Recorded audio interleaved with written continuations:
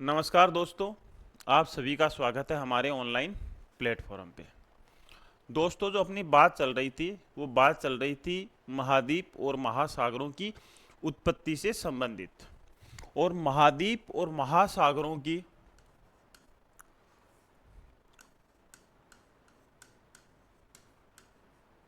महाद्वीप व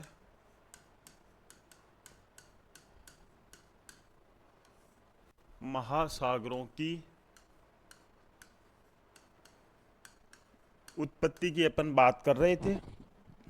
और महाद्वीप और महासागरों की जो उत्पत्ति है उससे संबंधित जितने भी सिद्धांत दिए गए थे उन सिद्धांतों को अपन ने दो कैटेगरी में डिवाइड किया था। एक संकुचन पर आधारित सिद्धांत, दूसरा विस्थापन पर आधारित सिद्धांत। एक था संकुचन पर आधारित, खैर अपन बात कर चुके थे इनकी, संकुचन पर आधारित सिद्धांत। और दूसरा कौन सा था? दूसरा था विस्थापन पर आधारित सिद्धांत। विस्थापन पर आधारित सिद्धांत। दूसरा कौन सा था? विस्थापन पर आधारित सिद्धांत था। खैर अपन दोनों ही सिद्धांतों की लगभग बात कर चुके थे, वेगनर तक अपन बात कर चुके थे। लेकिन अपन बात करेंगे कैसे कैसे धीरे धीरे उस लय में अपन आ जाए। तो विस्थापन पर आधारित सिद्धांतों की बात की थी, इसमें अपन ने जो लास्ट बात की थी दोस्तों वो की थी वेगनर की। वेगनर का सिद्धांत कौन सा था? महाद्वीपीय विस्थापन सिद्धांत था। महाद्वीपीय विस्थापन सिद्धांत था। ठीक है, यह सिद्धांत 1912 में दिया गया था। खैर ये बात भी अपन कर चुके थे, 1912 में दिया गया था। इसके बाद में वेगनर ने यहां तक ये बताया था कि जो महाद्वीप और जो महासागर हैं उनका निर्माण किस तरीके से हुआ था कि वो प्रवाहित होकर के एक दूसरे की तरफ या एक दूसरे से विपरीत जाने के ऊपर महाद्वीप और महासागरों का निर्माण हुआ था। जैसे पहले पेंजिया था, पेंजिया टूटा दो भागों में, अंगारा लैंड और गोंडवाना लैंड। फिर उनका विभाजन होता है और उनके जो टुकड़े होते हैं वो या तो भूमध्य रेखा की ओर आकर्षित होते हैं या पश्चिम की ओर आकर्षित होते हैं। ठीक है, अब यहां तक समस्या ये थी कि ये जो महाद्वीप हैं या ये महासागर है इनका प्रवाह हो किस कारण से रहा है, इसके बारे में अभी तक यहां तक या बात करें वेगनर तक कोई भी ऑथेंटिक ऐसी चीज नहीं निकल के आई थी जिससे ये लगे कि हां ये कारण है जिसकी वजह से ये प्रवाहित हो रहे हैं। तो इसी समस्या को सुलझाने के लिए एक भूगोलवेत्ता आते हैं, ऑथर होम्स। और ऑथर होम्स अपना एक सिद्धांत देते हैं, संवहन तरंग सिद्धांत, कन्वेक्शनल करंट थ्योरी, 1928-29 के लगभग। होम्स के सिद्धांत से अपने को ये मोटी मोटी चीजें ये समझ में आ जाती है कि एक्चुअल में जो महाद्वीप और महासागर है वो किस वजह से प्रवाहित होते हैं। तो अपन ने यह भी देखा था कि वेगनर के महाद्वीपीय विस्थापन के बाद में कौन आते हैं? होम्स आते हैं। और होम्स का सिद्धांत क्या है? होम्स का सिद्धांत है संवहन तरंग सिद्धांत। फिर आर्थर होम्स के इस थ्योरी से ही मिलती जुलती एक और थ्योरी आ जाती है, सागर नीतल प्रसरण। सागर नीतल प्रसरण। और ये थ्योरी किसने दी थी? ये थ्योरी दी थी हैरी हेस ने। कब दी थी? 1960 में, और ये 1928 या 29 में। ठीक है, अब अभी तक अपन ने जो पढ़ा है वो पढ़ा है वेगनर तक। अब वेगनर या वेगनर से पहले बात करें टेलर की, या टेलर से पहले बात करें एंटोनियो स्नाइडर की, उन लोगों ने यह तो बताया है कि जो महाद्वीप और महासागर है उनका निर्माण प्रवाहित होने से हुआ है। लेकिन पर्टिकुलर जो इनकी सबसे बड़ी कमी थी, वो कमी ये थी कि ये इस तरीके से नहीं समझा पाए कि इनके प्रवाह का कारण क्या रहा है। किसी ने बता दिया उत्प्लावन बल है, किसी ने बता दिया उनकी आकर्षण शक्ति है, लेकिन आगे जाकर के वो चीजें गलत भी हो गई थी। तो यहां तक तो पता ही नहीं चला था कि इनके प्रवाह का एक्चुअल रीजन क्या है। अब महाद्वीप और महासागरों से या महाद्वीप और महासागरों के प्रवाह से संबंधित अपने को फैक्ट मिलने शुरू होते हैं आर्थर होम्स की थ्योरी से। फिर इसी थ्योरी को आगे बढ़ा दिया हैरी हेस ने। फिर क्या होता है, इन सब को मिलाकर के एक सिद्धांत दे दिया प्लेट विवर्तनी की, प्लेट टेक्टोनिक थ्योरी। अब सेम जो ये प्लेट टेक्टोनिक थ्योरी है, ये उसी तरीके से दी गई जैसे अपन interior part of the earth पढ़ रहे थे। तो Edward Suess, Holmes, Joly, Jeffreys, इन सब के क्लासिफिकेशन को मिलाकर के एक थ्योरी दे दी गई थी, मॉडर्न थ्योरी, अभिनव मत, और जिसने भी पृथ्वी को 3 भागों में विभाजित किया, क्रस्ट, मेंटल और कोर। ठीक उसी तरीके से वेगनर, या वेगनर से पहले भी ले सकते हैं अपन, टेलर, वेगनर, होम्स और हैरी हेस, इन सब के सिद्धांतों को मिलाकर के एक नई थ्योरी दे दी गई, प्लेट विवर्तनी की सिद्धांत। तो इसके ऊपर भी अपन बात करेंगे, प्लेट विवर्तनी की सिद्धांत क्या होता है। आज अपन क्लास थोड़ी सी शॉर्ट रखेंगे और उसमें अपन समझेंगे सिर्फ संवहन तरंग सिद्धांत और सागर नीतल प्रसरण को, क्योंकि यहां से क्या है कि बहुत अच्छे क्वेश्चन बनते हैं, और ये क्वेश्चन दोनों या तीनों ही टॉपिक को लेकर क्वेश्चन बनने का ट्रेंड भी यहां से अच्छा आता है। तो अपन आज सबसे पहले जो बात करेंगे वो बात करेंगे आर्थर होम्स के संवहन तरंग सिद्धांत की। सबसे पहले बात करेंगे अपन संवहन तरंग सिद्धांत की।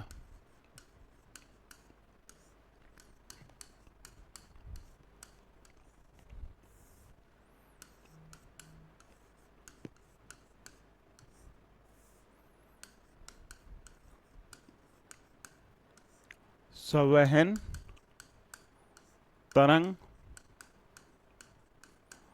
सिद्धांत, कन्वेक्शनल करंट थ्योरी। ठीक है, बेसिक से शुरू करते हैं और समझने की कोशिश करते हैं कि एक्चुअल में आर्थर होम्स कहना क्या चाह रहे हैं, या महाद्वीप और महासागरों की उत्पत्ति के लिए जिम्मेदार कारक कौन से हैं, या इनके प्रवाह के लिए जिम्मेदार कारक कौन से हैं। सबसे पहले दोस्तों जो मेन यहाँ से जो क्वेश्चन बनता है वो यही बनता है कि संवहन तरंग सिद्धांत किसके द्वारा दिया गया था। तो संवहन तरंग सिद्धांत दिया गया था आर्थर होम्स के द्वारा। कब दिया गया था? तो 1928 और 29 को यह सिद्धांत दिया गया था। किससे संबंधित है? महाद्वीप और महासागरों की उत्पत्ति से संबंधित है। यहां अपन ये बोल सकते हैं महाद्वीप व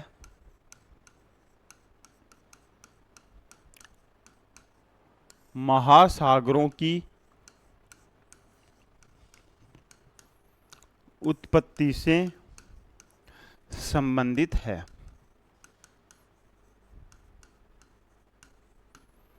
यहां तक क्लियर है। अब आर्थर होम्स ने क्या बताया?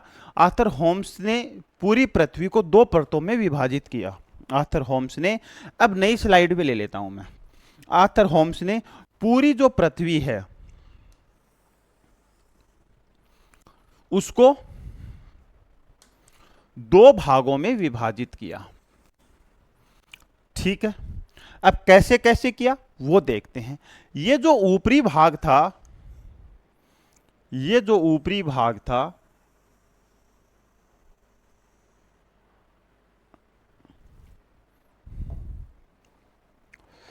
फिर इसके नीचे एक भाग और था। अब मैं आपको ये बता देना चाहता हूं, ये तो है क्रस्ट और ये है ऊपरी मेंटल। क्रस्ट और ऊपरी मेंटल को शामिल किया, तो इसको अपन बोलेंगे, इस भाग को अपन बोलेंगे, या तो अपन इसको बोल सकते हैं सियाल, या इसको अपन बोल सकते हैं क्रस्ट, या इसको बोल सकते हैं भूपर्पटी। ठीक है, क्लियर है यहां तक। अब आर्थर होम्स ने क्या बताया कि ये जो क्रस्ट है, अब क्रस्ट किससे मिलकर के बना है? ऊपरी पर्पटी और ऊपरी मेंटल से, या पर्पटी और ऊपरी मेंटल से मिलकर के क्या बना है दोस्तों? क्रस्ट बना है। अब इसके नीचे क्या है? इसके नीचे है अधेय स्तर।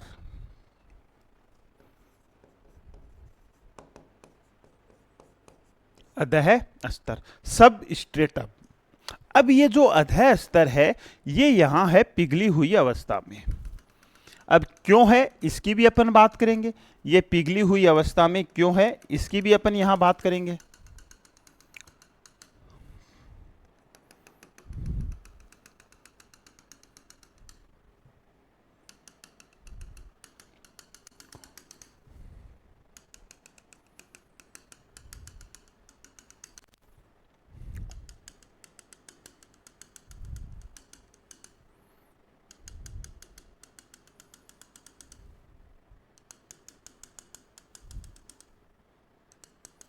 ठीक है, ये जो अधेय स्तर है दोस्तों, ये कैसा है? पिघली हुई अवस्था में है।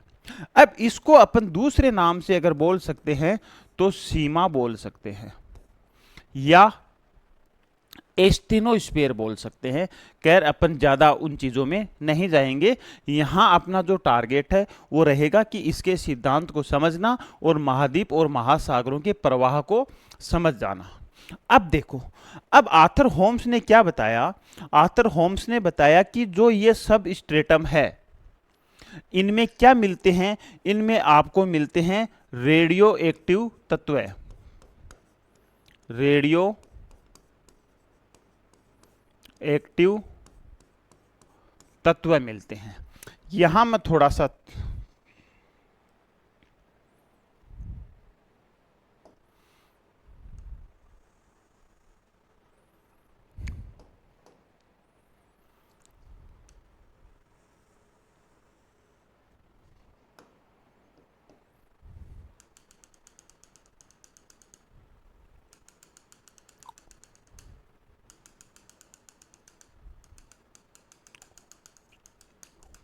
ये महासागरीय क्रस्ट हो गया। ठीक है, अब देखो आर्थर होम्स ने क्या बताया कि ये जो अधेय स्तर है या जो सीमा है, यहां आपको रेडियो एक्टिव तत्व मिलते हैं। अब रेडियो एक्टिव तत्व कौन कौन से होते हैं उनके ऊपर ध्यान देना, जैसे थोरियम,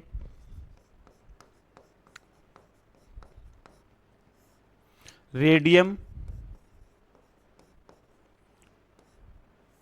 यूरेनियम। ये क्या होते हैं दोस्तों? ये होते हैं आपके radio active elements, radio active तत्व। अब ये तत्व क्या करते हैं? ये तत्व ऊष्मा को उत्सर्जित करते हैं। क्या करते हैं? पहले इसकी फिनोमिना को समझना। ये क्या करते हैं? ये तत्व करते हैं ऊष्मा को मुक्त करते हैं।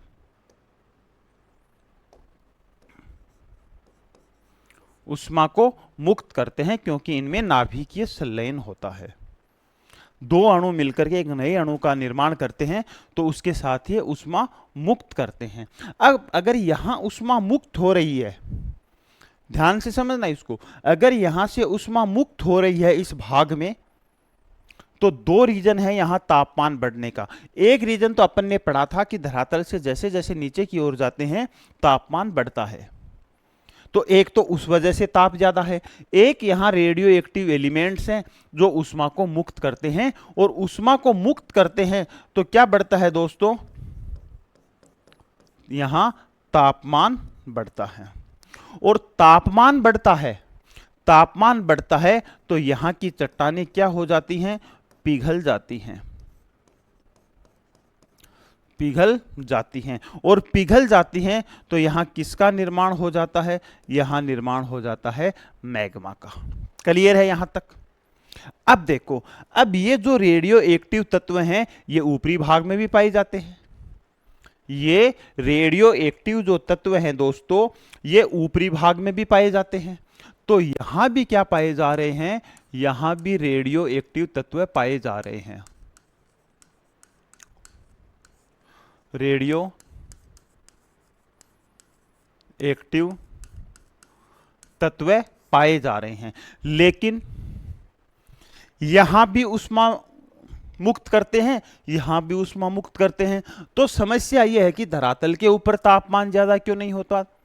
धरातल के ऊपर तापमान इस वजह से नहीं होता कि यहां से जो भी ये ऊष्मा रिलीज करते हैं उसका अंतरिक्ष में चली जाती है। विकिरण के द्वारा कहां चली जाती है? अंतरिक्ष में चली जाती है, या संवहन के द्वारा अंतरिक्ष में चली जाती है, किसी भी माध्यम में चली जाती है। लेकिन यहां से जो एनर्जी ये रिलीज कर रहे हैं वो अंतरिक्ष में या स्पेस में या वायुमंडल में चली जाती है। क्लियर है? दूसरी चीज, रेडियो एक्टिव एलिमेंट्स यहां की बजाय धरातल के ऊपर ज्यादा होते हैं। जैसे अपन ने केरल में देखा ना, रेत में ही उनको रेडियो एक्टिव मोनोजाइट जैसे रेडियो एक्टिव तत्व मिल जाते हैं। तो मिलते तो धरातल के ऊपर ज्यादा हैं, लेकिन वहां से जो ये रेडियो एक्टिव एलिमेंट जिस ऊष्मा को ये मुक्त कर रहे हैं वो विकिरण या संवहन के द्वारा कहां चली जाती है? वायुमंडल में चली जाती है या स्पेस में चली जाती है। इस वजह से यहां जो तापमान है वो ज्यादा महसूस नहीं होता है, और यहां की जो चट्टानें हैं वो ठोस अवस्था में रह जाती हैं। लेकिन यहां क्या हो रहा है? यहां जितनी भी ऊष्मा मुक्त हो रही है, जितना भी यहां तापमान बढ़ रहा है, यहां उस ऊष्मा का क्या हो जाता है? संचय हो जाता है। और अगर ऊष्मा का संचय हो जाता है तो यहां की चट्टानें क्या हो जाएंगी? पिघल जाएंगी। ठीक है, ये सारी की सारी फिनोमिना कहां हो रही है? ये सारी की सारी फिनोमिना हो रही है सब स्ट्रेटम या अधः स्तर में। अब जैसे ही यहां से ऊष्मा ज्यादा होती है तो यहां से चलती हैं दोस्तों कन्वेक्शनल करंट। यहां से क्या चलती हैं? यहां से संवहनीय धाराएं चलती हैं, और संवहनीय धाराएं ऊपर पहुंच करके धरातल से टकरा करके वापस मुड़ जाती हैं। अब ये क्यों चलती हैं? क्योंकि जो संवहन होता है वो गर्म से ठंडे की ओर जाता है। जैसे अपन ने पढ़ा था ना कि भूमध्य रेखीय क्षेत्रों में सूर्य के तापमान की वजह से वहां संवहन धाराएं चलती हैं, वहां की वायु गर्म होकर के ऊपर उठती है। तो यहां भी क्या होता है? जो कन्वेक्शनल है वो नीचे से ऊपर की ओर चलती हैं, और ऊपर जाकर के या तो ये एक दूसरे के अपोजिट डायरेक्शन में चली जाती हैं, या कहीं क्या होता है,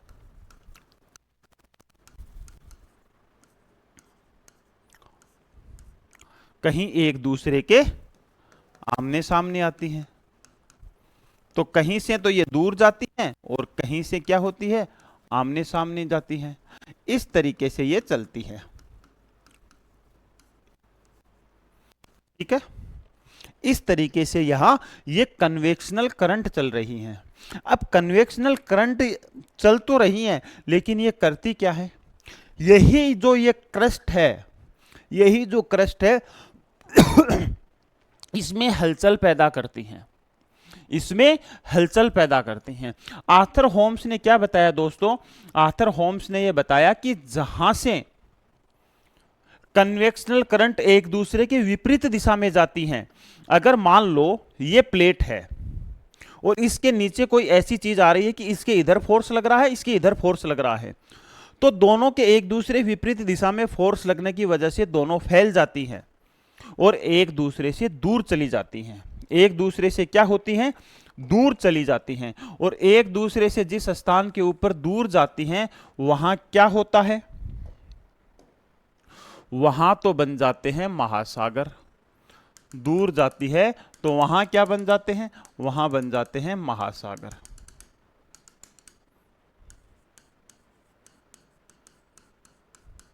या जैसे यहां भी दूर जा रही है,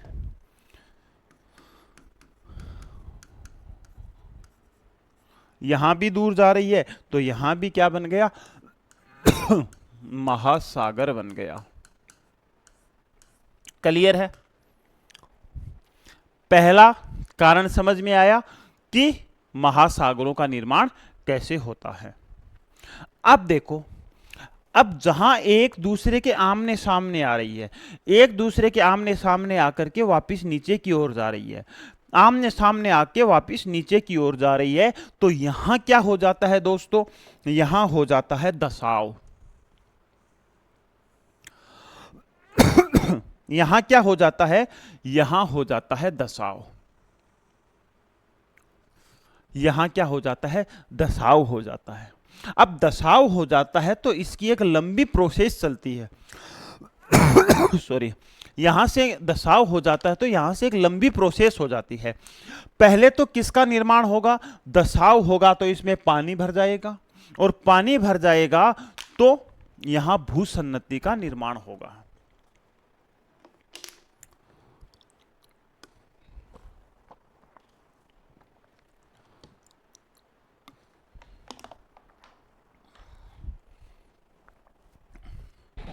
यहां किसका निर्माण होगा? यहां जियोसिंक्लाइन का निर्माण होगा, यहां भूसन्नति का निर्माण होगा। और भूसन्नति का निर्माण होने से इसमें क्या हो जाता है? यहां अवसाद भर जाते हैं। यहां क्या हो जाता है? यहां अवसाद भर जाते हैं। लेकिन फिर भी यह प्रोसेस तो लगातार चल रही है। प्रोसेस लगातार चल रही है तो बाद में इन अवसादों के ऊपर दबाव पड़ना शुरू होता है, और जैसे ही दबाव पड़ता है तो यहां क्या बन जाते हैं? यहां बन जाते हैं वलित पर्वत। यहां क्या बन जाते हैं? यहां वलित पर्वत बन जाते हैं, यहां फोल्ड माउंटेन बन जाते हैं। क्लियर है? एक चीज का आप ये ध्यान रखना कि जो रेडियो एक्टिव एलिमेंट्स हैं ये महाद्वीपीय क्रस्ट में ज्यादा पाए जाते हैं बजाय महासागरीय क्रस्ट के। तो यहां जो रेडियो एक्टिव पाए जाएंगे, यहां रेडियो एक्टिव कम होंगे। मैं लिख देता हूं, यहां रेडियो एक्टिव कम होंगे, और कम होंगे तो क्या होगा? यहां संवहन धाराएं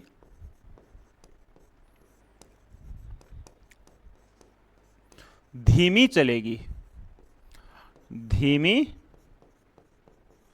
चलेगी। जबकि महाद्वीपीय भागों में संवहन धाराएं क्या हैं? तेज गति से चलेंगी। क्यों?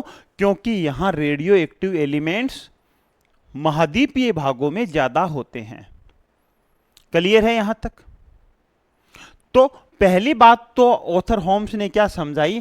पहली बात तो यह समझाई कि महासागरों का निर्माण वहां होगा जहां संवहन धाराएं एक दूसरे की विपरीत दिशा में जाती हैं। यहां से क्वेश्चन बन सकता है स्टेटमेंट वाला। बाकी तो इसमें मेन क्वेश्चन आर्थर होम्स जो है उसका सिद्धांत कौन सा था, या संवहन तरंग सिद्धांत किसने दिया था, या कब दिया गया था, मेनली यही पूछा जाता है। फिर यहां से स्टेटमेंट बनने शुरू हो जाते हैं। खैर इतना डेप्थ में फर्स्ट ग्रेड में तो नहीं पूछा जाता है, लेकिन यूजीसी नेट में पूछा जा सकता है जिस लेवल के पेपर आ रहे हैं। ठीक है, तो जहां संवहन धाराएं एक दूसरे के विपरीत दिशा में जा रही है वहां महासागर बनते हैं। महाद्वीप तो हैं, एक दूसरे से दूर चले गए तो दूर चले गए वो भाग महाद्वीप हो गए। जहां खड्डे का निर्माण हुआ वहां पानी भरने से महासागर बन गई। दूसरी चीज ऑथर होम्स ने पर्वतों के उत्पत्ति को भी समझा दिया। ऑथर होम्स ने बताया कि जहां एक दूसरे के आमने सामने से संवहन धाराएं आती हैं वो टकरा के नीचे बैठती हैं, तो उसके साथ ही क्रस्ट में दसाव हो जाता है। तो दसाव हो जाता है तो पहले तो वहां महासागर बनेंगे, फिर धीरे धीरे धीरे धीरे उसमें सेडिमेंट्स का डिपोजिशन होगा, और फिर एक दूसरे के आमने सामने दबाव पड़ने से क्या हो जाएंगे? वो जो सेडिमेंट्स हैं वो मुड़ जाएंगे और वलित पर्वतों का निर्माण होगा। क्लियर है यहां तक? तो ये थ्योरी किसकी थी? ये थ्योरी थी ऑथर होम्स की। क्लियर है? हट जाता हूं मैं एक बार।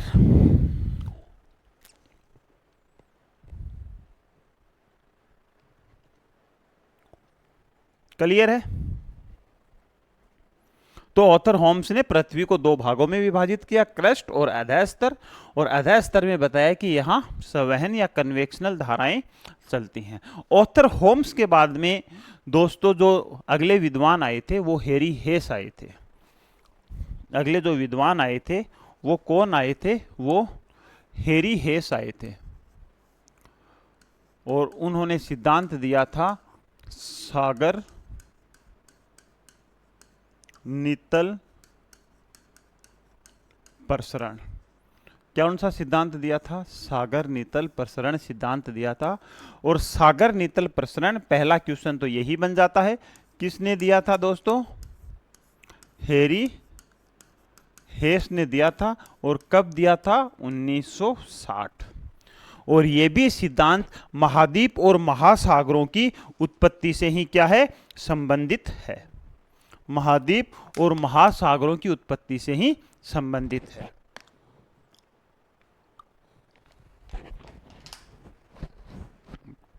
अब देखो आर्थर होम्स ने क्या बताया, सॉरी हेरी हेस ने क्या बताया?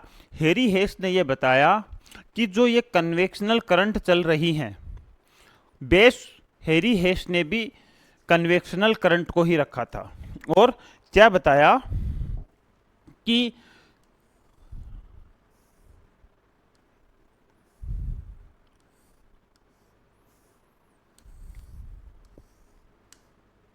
ये क्या है? ये भाग है किसका? क्रस्ट का। ये भाग किसका है? क्रस्ट का भाग है। और इसके नीचे क्या है? इसके नीचे वही सब स्ट्रेटम है। इसके नीचे वही सब स्ट्रेटम है। सेम कहानी इतनी रहेगी, बस कुछ चीजों में चेंज किया है, उसकी बात कर लेंगे। इस वजह से इन दोनों थ्योरी को मैं साथ पढ़ाऊंगा।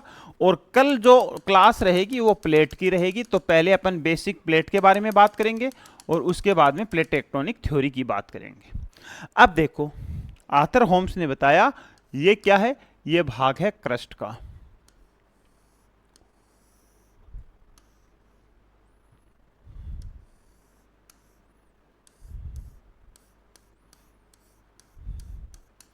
ये भाग किसका है? क्रस्ट का है। जबकि ये क्या है? यह अधः स्तर है। ये क्या है? अधः स्तर। और अधः स्तर में सेम वही चीजें आएंगी। यहां आपको रेडियो सक्रिय पदार्थ मिलेंगे, रेडियो सक्रिय पदार्थ मिलेंगे। और रेडियो सक्रिय पदार्थ कौन से होते हैं? यूरेनियम,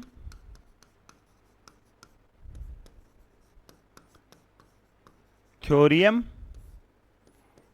रेडियम, और भी होते होंगे बहुत सारे। ठीक है, तो ये क्या करते हैं?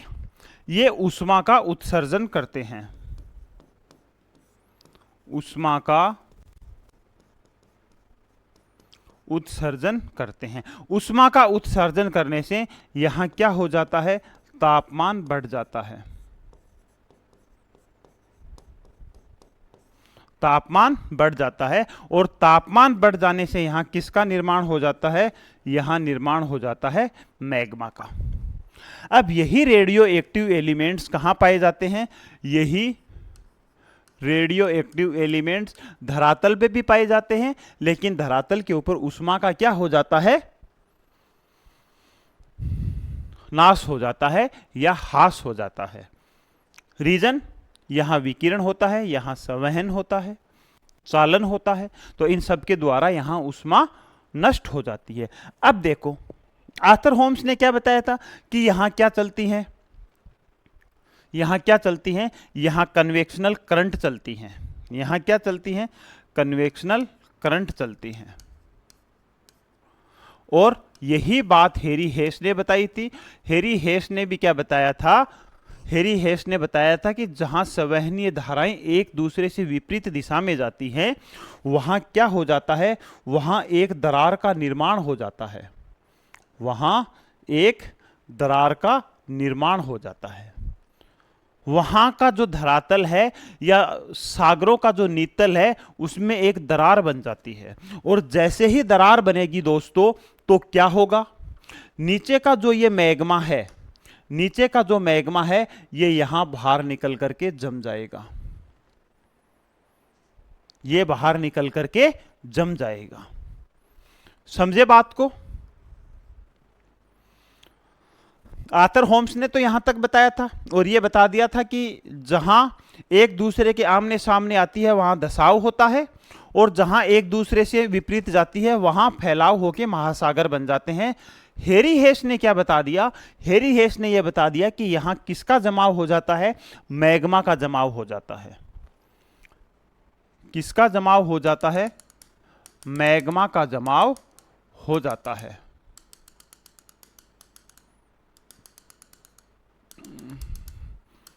अब सागर नीतल प्रसरण है तो सागरीय क्रस्ट की बात करेंगे भाई।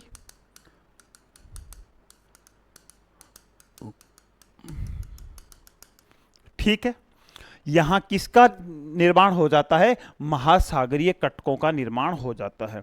इसको अपन क्या बोलेंगे, इनको बोलेंगे अपन महासागरीय कटक। ठीक है, फिर और आगे की सकते हैं, और मैग्मा बाहर निकलता है फिर जम जाते हैं, फिर निकलता है फिर जम जाते हैं, फिर निकलता है फिर जम जाते हैं। यही प्रोसेस क्या होती है, यही प्रोसेस चलती रहती है, यही प्रोसेस चलती रहती है, और महासागरीय कटकों का निर्माण होता रहता है, और महासागरों की तली में फैलाव होता रहता है। हेरी हेस ने यह भी बताया कि यहां मैग्मा निकल करके जम करके ठोस हो जाता है, और जम करके ठोस हो जाने की वजह से नए क्रस्ट का निर्माण होता है। क्या बताया कि यहां नए क्रस्ट का महासागरों में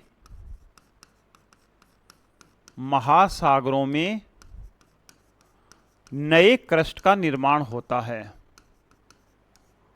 नए क्रस्ट का निर्माण होता है। क्लियर है? यह भी बताया कि इसकी वजह से महासागरों में क्या होता है, महासागरों में प्रसरण होता है।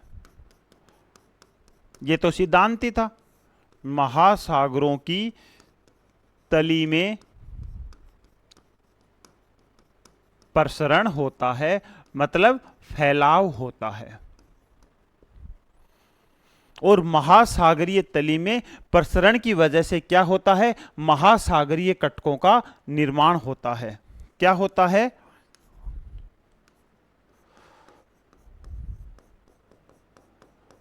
महासागरीय कटकों का निर्माण होता है। ये सारी की सारी बातें किसने बताई, ये सारी की सारी बातें हेरी हेस ने बताई। अब देखो, इस सिद्धांत को लेकर के कई प्रमाण दिए गए, कई प्रमाण दिए गए, और यहां से बहुत अच्छा क्वेश्चन कई बार पूछा गया है स्टेटमेंट के तौर पे। पहला यह दिया गया कि कैसे साबित हो कि सागर नीतल का प्रसार हो रहा है। तो पहली बात तो क्या कही गई, देखो पहली बात क्या की गई प्रमाण में, पहली बात की गई कि महासागरों की जो तली है वहां अवसादी चट्टानें नहीं पाई जाती हैं। ये जो तली है यहां कौन सी चट्टानें पाई जा रही हैं, आग्नेय चट्टानें पाई जा रही हैं। तो पहला स्टेटमेंट दिया कि महासागरों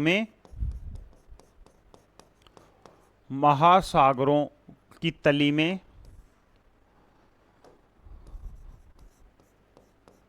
सागरों की तली में अवसादी चट्टानों का नहीं पाया जाना, नहीं पाया जाना इस बात को इंगित करता है कि लगातार सागर नीतल प्रसरण हो रहा है, लगातार लावा निकल रहा है और जम करके ठोस हो रहा है। ठीक है। दूसरी चीज, अगर इन कटकों को देखा जाए, अगर इन कटकों को देखा जाए तो जहां से लावा निकल रहा है वहां पे तो आपको क्या मिलेंगे, नवीन कटक, और दरार से दूर जाने पर आपको इनकी आयु बढ़ती हुई नजर आएगी। क्यों? क्योंकि सबसे पहले निर्माण इसका हुआ था, पहले एक कटक का निर्माण हुआ, वो आगे खिसक गया। क्यों? प्रसार हो रहा था। फिर दूसरे कटक का निर्माण हुआ, फिर वो आगे खिसक गया। फिर तीसरे का हुआ, फिर वो आगे खिसक गया। तो इनमें सबसे पुराना कौन सा हुआ? लास्ट वाला ही तो हुआ। तो इस वजह से हेरी हेस ने बताया कि सागर नित्तल के समीप नवीन चट्टानें पाई जाती हैं और सागर नित्तल से दूर जाने के ऊपर या सागरीय दरार से दूर जाने पर उनकी आयु में बढ़ोतरी होती जाती है। तो दूसरा रीजन क्या बताया? दूसरा रीजन यह बताया कि कटक के समीप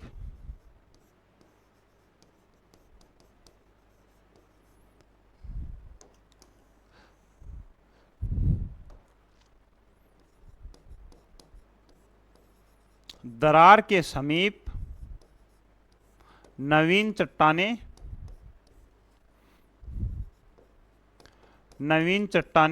व दूर जाने पर पुरानी चट्टानों का पाया जाना,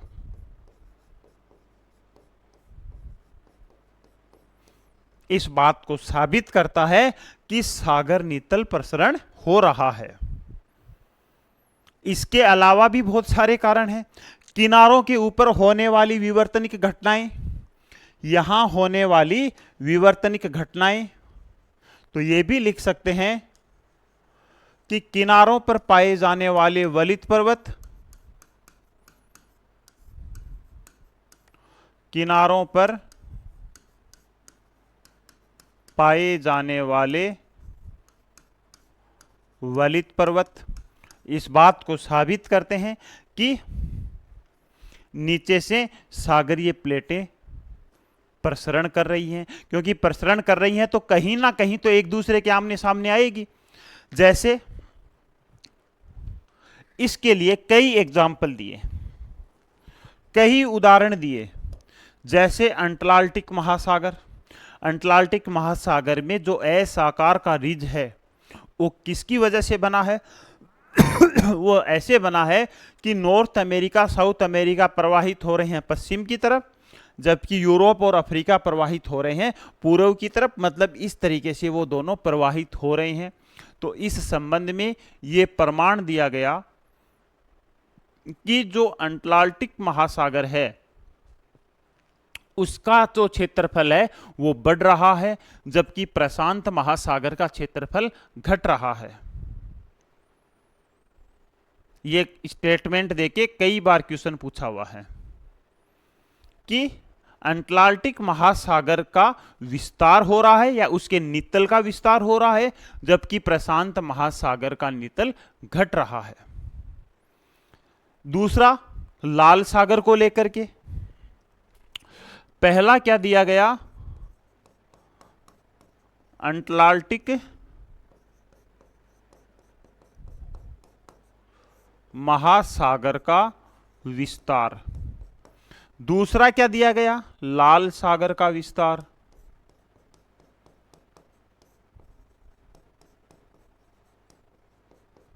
लाल सागर का विस्तार। या इस हिसाब से जितने भी कटक आपको मिल रहे हैं, चाहे वो हिंद महासागर में हो चाहे प्रशांत महासागर में हो, वो एक दूसरे से दूर जा रहे हैं। और यही सिद्धांत क्या है? यही सिद्धांत दिया था हेरी हेस ने, सागर नित्तल प्रसरण। यहां तक क्लियर है? उम्मीद है कि दोनों सिद्धांत आपको अच्छे से समझ में आए होंगे।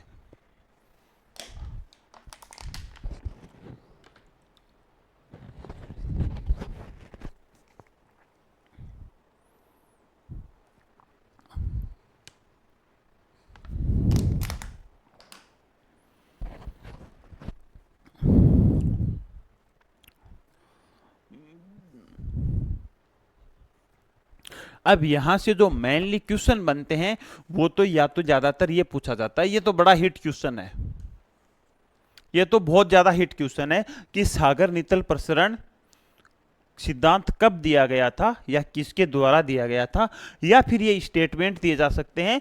और सभी स्टेटमेंटों में एक स्टेटमेंट बड़ा फेमस रहा है कि कटक के पास तो नवीन चट्टानें होती हैं, लेकिन जैसे जैसे कटक से दूर जाते जाते हैं वैसे वैसे चट्टानों की आयु बढ़ती जाती है। एक और प्रमाण यहां सिद्ध कर देता है कि यहां वाली जो चट्टानें हैं, यहां वाली चट्टानें हैं, उनका क्या हो गया है, अप्रदन हो गया है। यहां वाली चट्टानें अप्रदन हो गया है, जबकि यहां की चट्टानें अभी वैसी की वैसी ही पड़ी हैं। इस चीज से भी साबित होता है कि यहां नवीन चट्टानें हैं और यहां पुरानी चट्टानें हैं।